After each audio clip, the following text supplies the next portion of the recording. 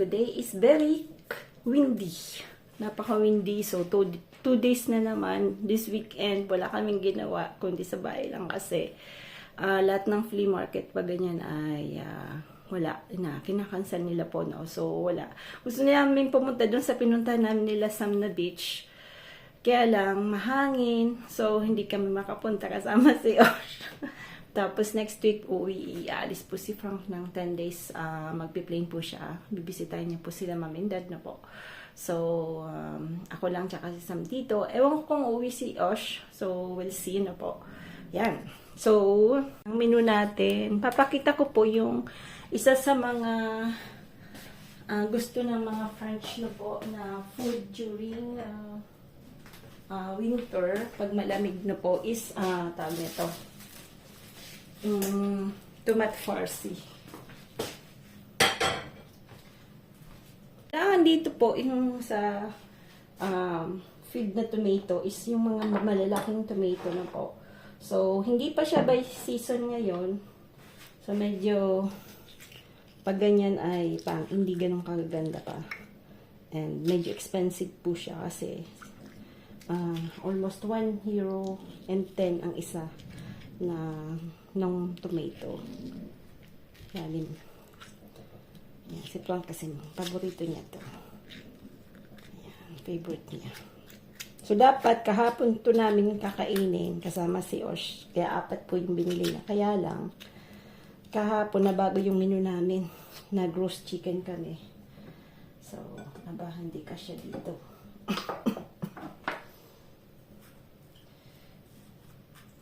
Tatanggalin natin to kasi alam ko yung leaf ng tomato is toxic na po. Yung leaves niya. Kaya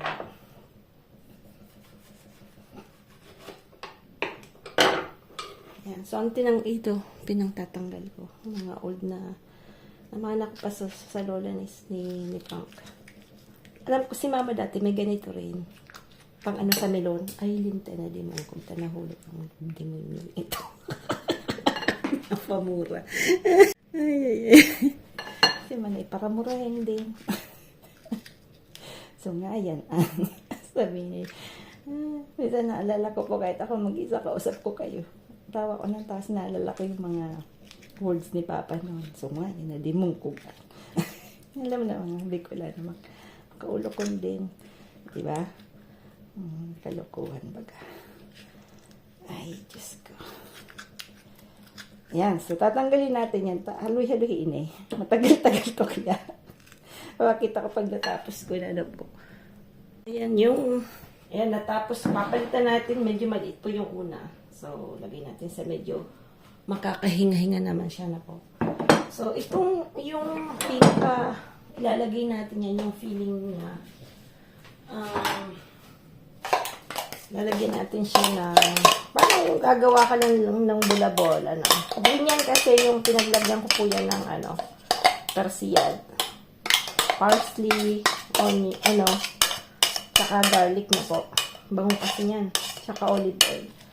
So, wait.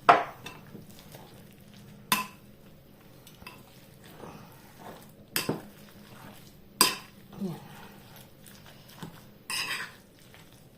So, haluin nyo lang. Lalagyan natin ng isang egg.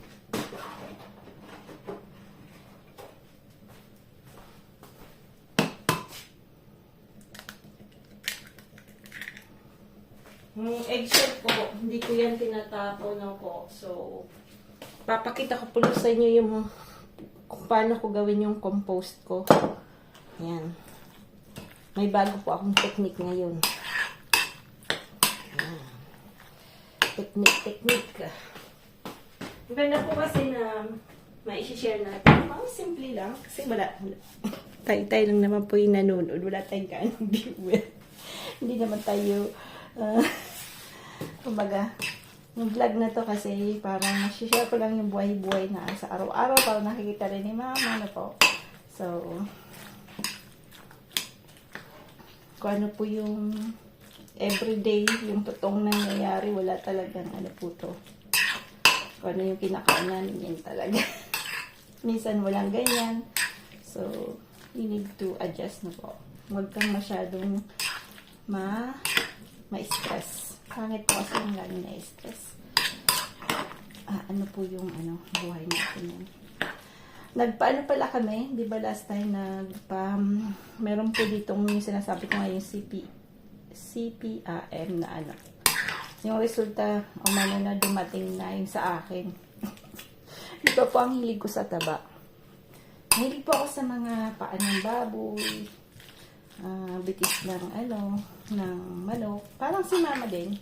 But every day, I drink hot water na may cloves. Alam mo, natawa si Frank kasi sabi niya, pero hindi pa ako mahilig sa sugar. Kumakain din po ako ng mga chocolate, ng cake, but hindi ko talaga siya laging kinakain. Kahit yogurt, hindi masyado ako sa yogurt, tsaka sa cheese, no? Ganun lang. Napakaganda po nung resulta ng akin. Wala ako pong negative. Kaya natatawa si Pang, sabi niya kasi gabi daw kumain ng taba ng baboy din. Kasi lahat sa akin binibigay ng mga bata pero wala daw akong cholesterol. So, kasi hindi po kami masyadong kumakain ng cured meat. Bihira lang kami kumain ng mga ham.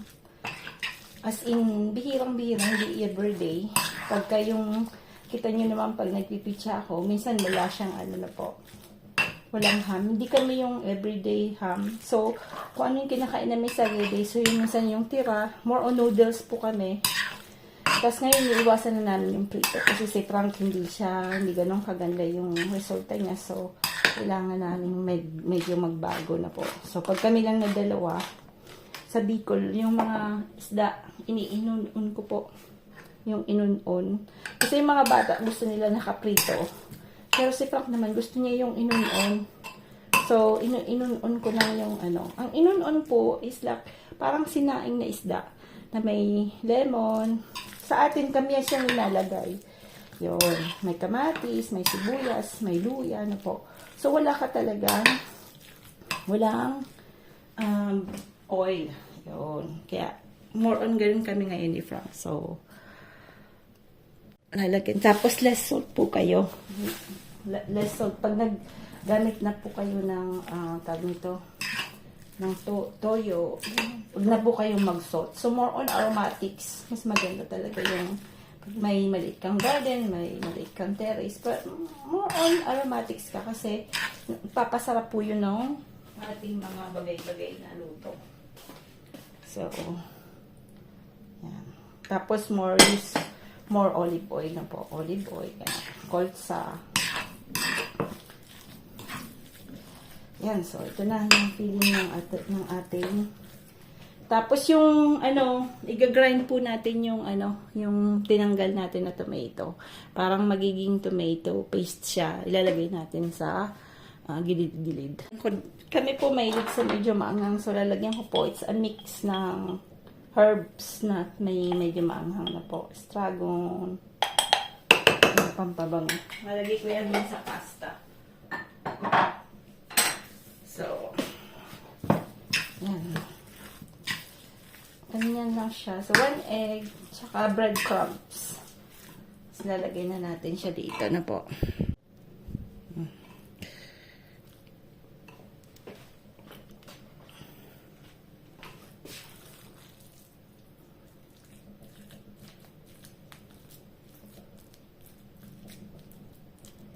Laki ng tomato.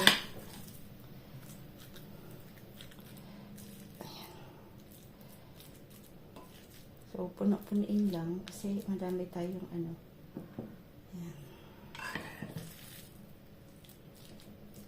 Sayang wala si Os. Pinadalan ko na lang po siya nung tag nito. Nung natirang roast na chicken kahapon. Kasi para hindi po siya magluto ngayon. Kasi meron siyang dentist. Yan. So, okay na siya, diba?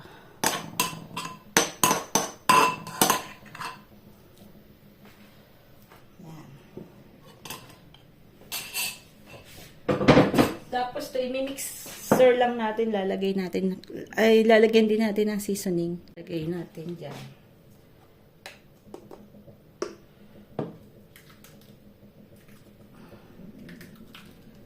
Ayan. Cornstarch kasi masyadong malabnaw yung ano niya. Tawag nun, yung ano po. Para medyo maging sticky yung konti lang. Isang ano lang. Teaspoon lang. Tapos imimix nyo lang po yan. Dapat cold pa yung ano nyo, yung mixture na yan. Kasi para medyo maging yung sauce niya medyo sticky na po. Tapos lalagyan din natin ng konting soy sauce. Ano naman. Pinoy tayo, malig sa soy sauce. Hindi ako gumagamit masyado ng salt.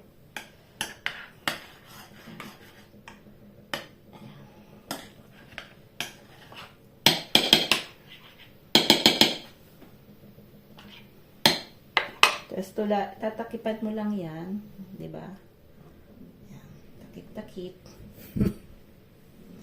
Yan. Ito. Siyempre.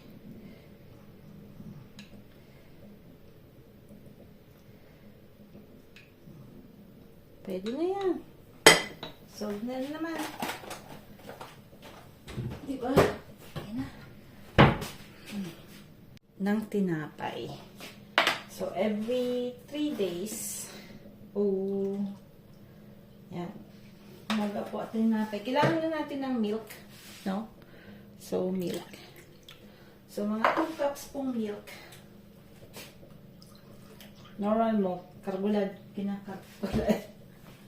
Hindi nag-milk. Yan. So, medyo kabisado ko na po kasi. Yan. So, lalagyan natin yan ng siguro mga, ano lang, konti lang sugar na lalagyan ko na po.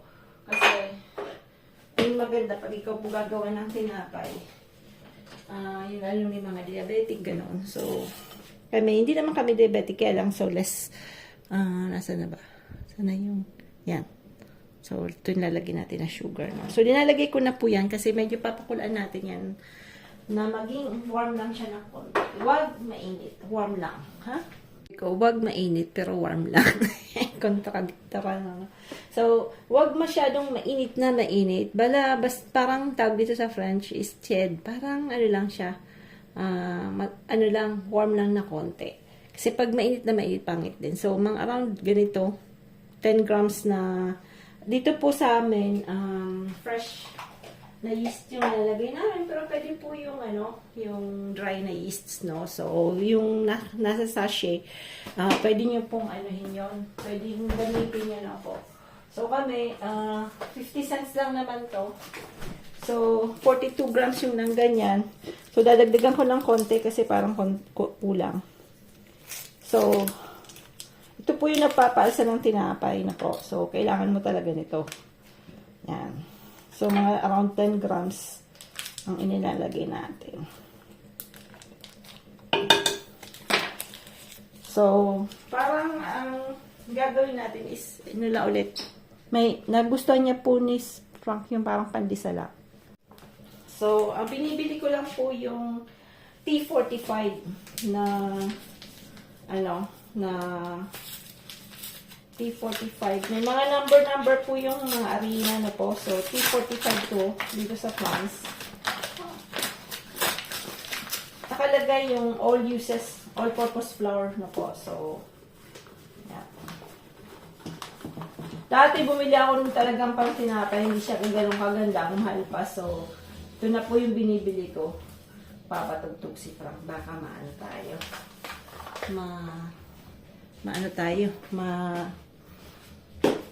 Ulitin ko po, T45, all-purpose flour lang. So, yan, nilagay natin yung levadura, yung yeast, no? So, medyo, nilagyan natin ng kunting asukal to. Yan. So, kailangan to madurog to, matunaw dyan po.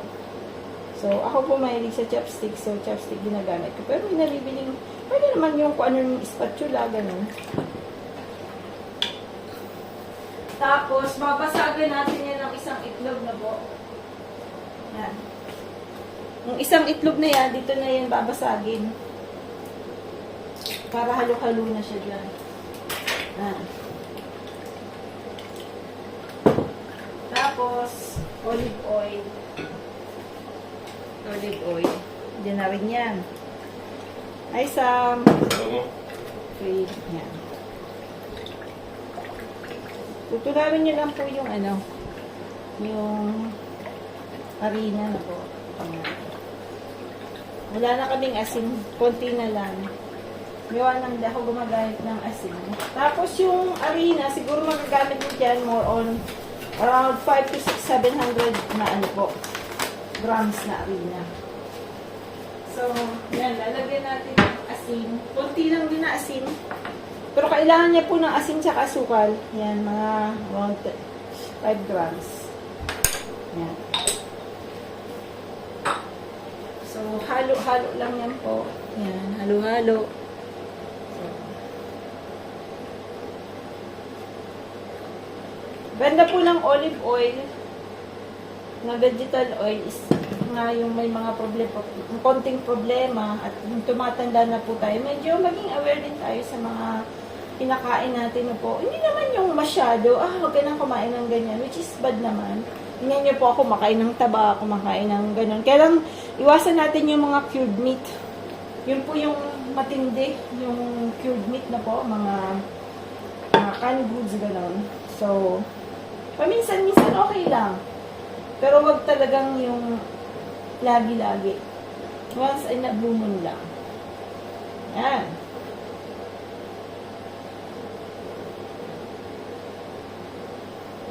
So, pag na ganyan na, yan. So, hindi mo kailangan bumili ng mamahalin na robot. Dati gusto ko sana bumili ng KitchenAid. Kaya lang, sa sobrang laki, wala akong nalagyan dito. Pwede naman sana akong bumili. Kaya lang, ang ano ko, is that, lagi ko ba siyang magagamit? Tapos, big space pa siya. Sobrang mahal pa. Mas gusto ko pa siya pong magamit sa Pilipinas na po. Pagka naglalamierda tayo doon. Kasama yung mga kasama si Lola. Si Manay Ding. Yan. So, ganyan lang yan. Bilis lang po talaga. As in, yun, kala ko dati, kailangan nyo talaga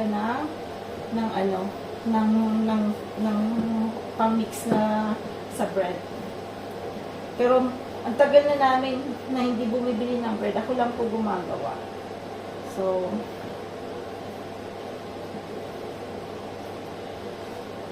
syempre, medyo mabusisi. Syempre, lalo na yung mga working mom, po, medyo wala na tayong time na ganyan-ganyan kasi syempre. So, pwede pag weekend, tapos pwede nyo pong lutuin ng konti lang, ipre-cooking nyo po. Tapos lagay nyo sa freezer, tapos sa kanya lang po aanuhin para mas laging fresh yung bread nyo.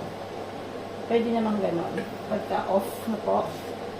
So, damihan lang kung may space naman sa ref. Kailangan nyo pong i-freezer na po. Yan. So, baliktad lang yan. Kasi yung tinatay gusto niya yung binabali-baliktad siya. Yung ganon. Yan. So, pag hindi na siya dumidikit, ibig sabihin okay na siya na po.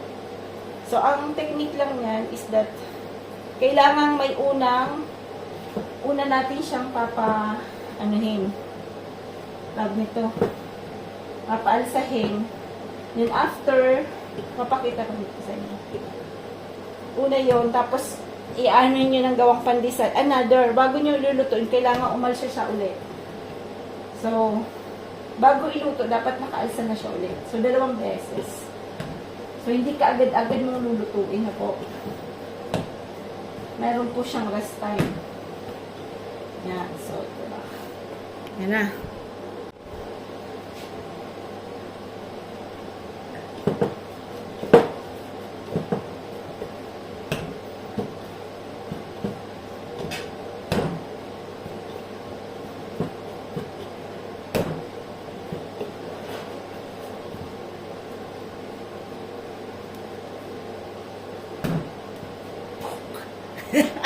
May cloth kayo na malinis, no? So, tatakpan nyo po yan. So, tatakpan niya siya, no? So, ako, dapat medyo loob siya. Loob. Yan. So, mga 2 hours. Pero, ang bilis niya pong mag-alsa sa akin, ha? Kasi pag ginanon ko, bilis niya po. Siguro mga 1 hour. Tingnan natin, ha? Nagyabang na naman si Manay Tini. Baka 2 hours. Yan. So, dito lang nilalagay yan. Pero yung pagka nahulma ko na siya ng pandesal, sa oven ko siya nilalagay. No! Ito. Ayan, tingnan po natin. Ayan, ganyan yung tinapay natin. Ayan na. Tara, gutom na naman. Cheese na naman, ha? Tiyo po mo.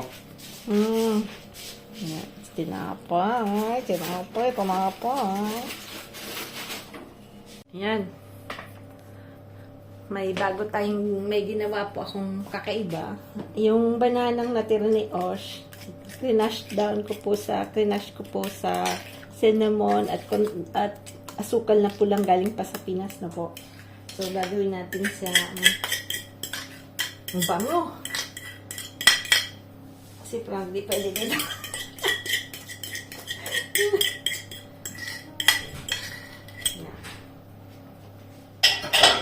Tingnan natin kung masarap, di masarap.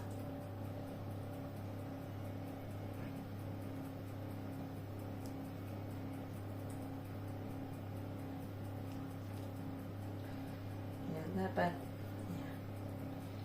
Yan. Yung ano po natin yan, yung tomato.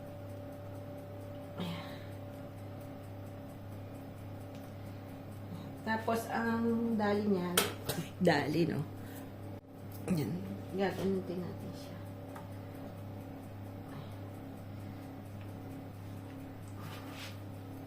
Kita ba? Parang hindi kita, ha?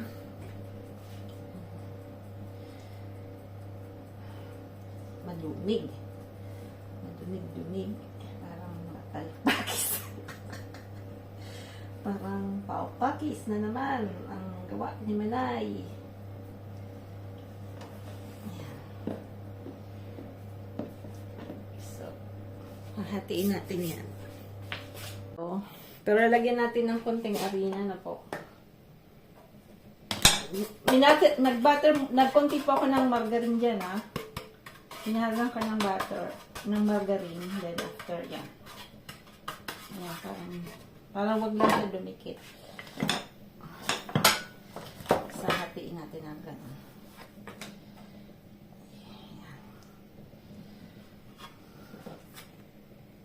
Lakihan natin dahil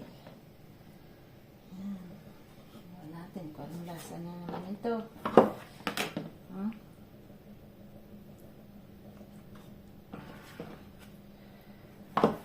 Madumig-dumig ba?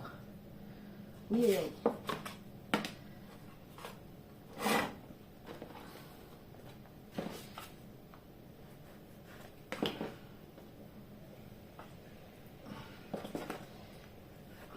Wala ka magawa. Dahil sobrang hangin. Experimenting, di ba? Ganda rin yung experimenting. Sabihin ko, ano na naman itong ginagawa mo?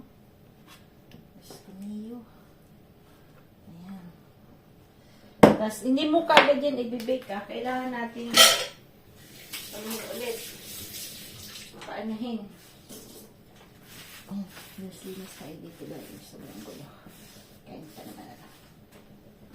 So, tatakpan natin siya ng cloth na malinis. Ang tinapay nandito. Tinapay. Dapat, yan. Tatakpan natin siya. Saka natin, papaalsahin muna natin siya bago natin i-bake na po.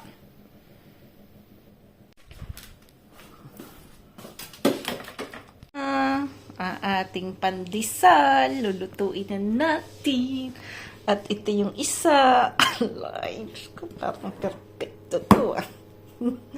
Parang na perfect, ha?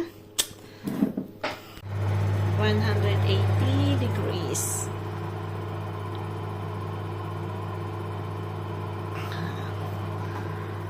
Go for 20 minutes. Tinikman na ni Sam.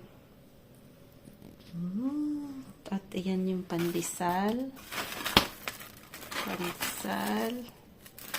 Sarap po siya. Sarap.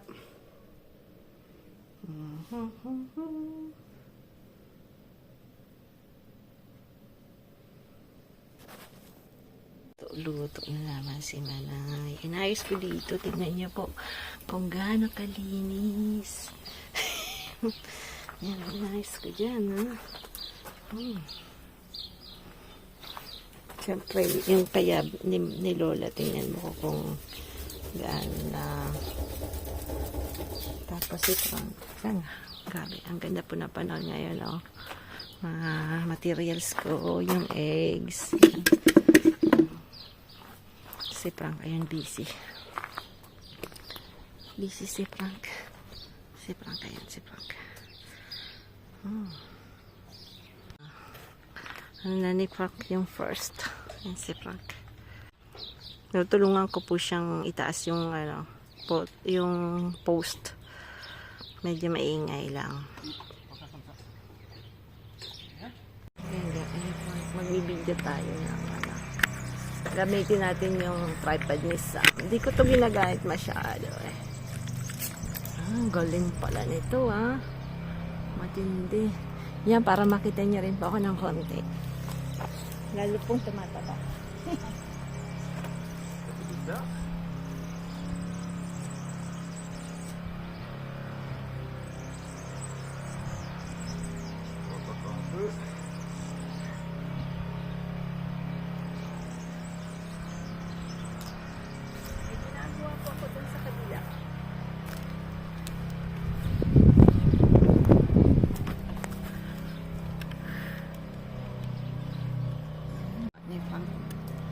Medyo po, kumikilos ng konti yung yung semento. So pinifix niya.